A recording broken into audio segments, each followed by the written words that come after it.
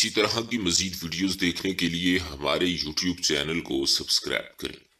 حضور صلی اللہ علیہ وآلہ وسلم ہر بیوی کے پاس ایک دن رہتے، باقی ازواج مطہرات البتہ باری والی زوجہ کے پاس اکٹھی ہو جاتی۔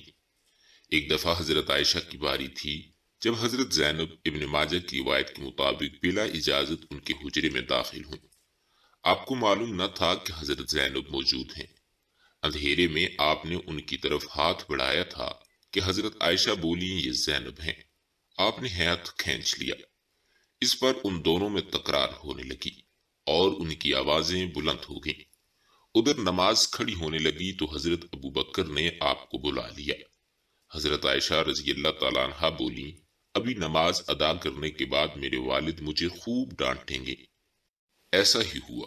حضرت ابو بکر رضی اللہ تعالیٰ عنہ نے انہیں سختی سے ڈانٹا کہ تم حضرت محمد صلی اللہ علیہ وآلہ وسلم کے سامنے اس طرح سے بولتی ہو۔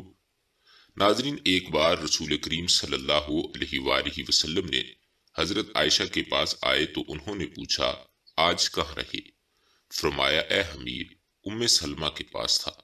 کہا ام سلمہ سے آپ کا جی نہیں بھرتا، مجھے بتائیں اگر آپ ایک وادی کے دو کناروں پر اتریں، ایک سے گھاس چرا لی گئی ہو اور دوسرے کنارے پر کوئی گھاس کھانے والا نہ آیا ہو، آپ جانور کہاں چرانا چاہیں گے؟ فرمایا وہ جس کا سبزہ چکھا نہ گیا ہو۔ میں آپ کی دوسری عورتوں کی طرح نہیں، میرے علاوہ ہر عورت دوسرے مرد کے پاس رہی۔ حضور صلی اللہ علیہ وآلہ وسلم مسکرا دیے۔ شاہ روم مقوقس نے رسول کریم صلی اللہ علیہ وآلہ وسلم کو ایک قطبی باندی ہدیہ کی۔ حضرت عائشہ رضی اللہ تعالیٰ عنہ کہتی ہیں کہ وہ حاملہ ہوئی تو مجھے پریشانی لگ گئی۔ ابراہیم کی ولادت ہوئی لیکن ماریہ کو دودھ نہ آتا تھا۔ آپ نے بچے کے لیے دودھ دینے والی بھیڑ خریدی جس کا دودھ پی کر وہ موٹا اور سرخ و سفید ہو گیا۔ ایک دن آپ ابراہیم کو اپنی گردن پر اٹھا کر لائے اور پوچھا عائشہ بچے کی مجھ سے مشابہت کے بارے میں کیا خیال ہے؟ میں نے سوتاپے کی وجہ سے کہا مجھے تو آپ سے کوئی مشابہت نظر نہیں آتی۔ فرمایا کہ بچے کی صحت کے بارے میں کیا کہتی ہو؟ میں نے کہا جو بھیڑوں کا دودھ پیتا ہو وہ ایسا ہو ہی جاتا ہے۔ حضرت عائشہ رضی اللہ تعالیٰ عنہ فرماتی ہیں میں ان عورتوں سے چڑھتی تھی جو اپنا آپ رسول کریم صلی اللہ علیہ وآلہ وسلم کو ہبہ کر دیتی تھی۔ میں کہتی تھی بھلا کوئی عورت اپنے تئیں ہبہ کر سکتی ہے؟ جب اللہ تعالیٰ نے یہ آیت اتاری کہ اے نبی اپنی بیویوں میں جس کو چاہیں الگ رکھیں اور جسے چاہیں اپنے پاس رکھیں اور جسے چاہیں الگ کرنے کے بعد واپس بلا لیں، اس میں کوئی حرج نہیں ہے، تو میں نے کہا کہ مجھے لگتا ہے کہ آپ صلی اللہ علیہ وآلہ وسلم کا رب آپ صلی اللہ علیہ وآلہ وسلم کی خواہش پوری کرنے میں جلدی کرتا ہے۔ بخاری و مسلم۔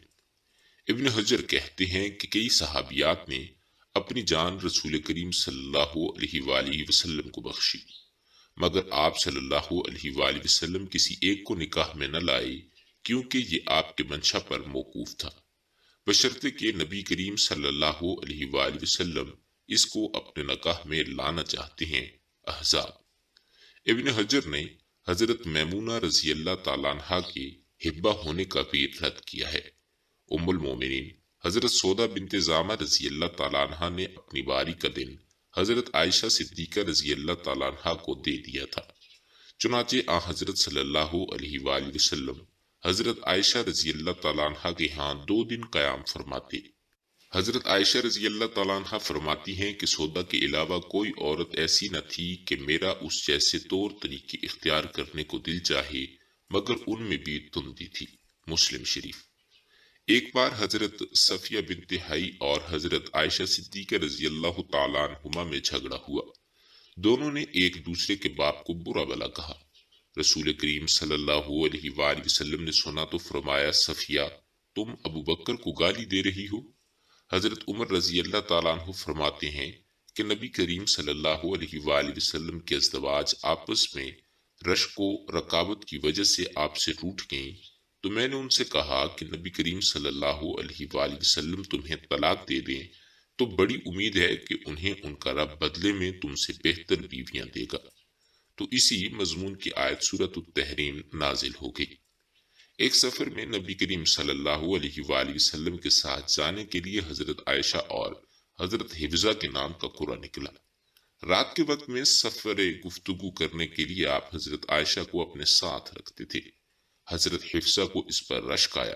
انہوں نے حضرت عائشہ سے کہا کہ تم میرے اونٹ پر سوار ہو جاؤ، میں تمہارا اونٹ پکڑ لیتی ہوں، دیکھتی جاؤ کیا بنتا ہے۔ رسول کریم صلی اللہ علیہ وآلہ وسلم حضرت عائشہ رضی اللہ تعالیٰ عنہ کے اونٹ کے پاس گئے اور حضرت حفصہ کو سلام کیا۔ رات بھر کے سفر کے بعد پڑاؤ کا وقت آیا تو حضرت عائشہ آپ سے دور رہ گئی۔